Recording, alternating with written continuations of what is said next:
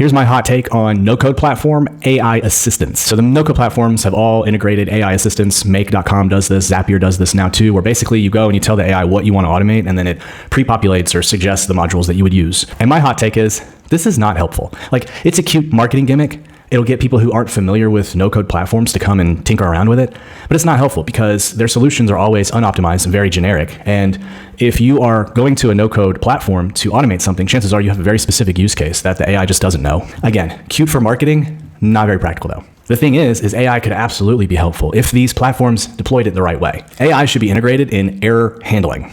Most no-code platforms are just not the top choice for running production level services. Like, usually it's a stopgap before you can afford a developer to actually build out the service for you. And the reason is because, primarily, in my opinion, of error handling.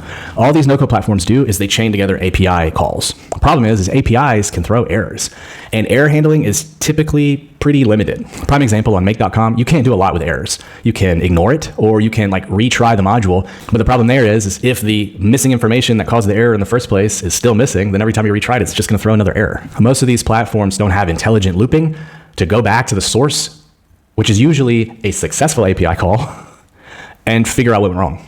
And this is where AI could be very helpful. And AI could look at the error response or the success response with an error embedded in it, because sometimes API calls come back as 200 okay and there's still errors, and determine the source of the error, where the missing information was, and whether or not it can get that information and then start over from that point. That would be the game changer for no-code platforms, because then the scenarios and workflows built on them would be reliable, and people could run their services without fear of some unforeseen error that they're not able to handle and have to go in and manually fix everything. Anyway, so that's my rant, my soapbox. Cheers.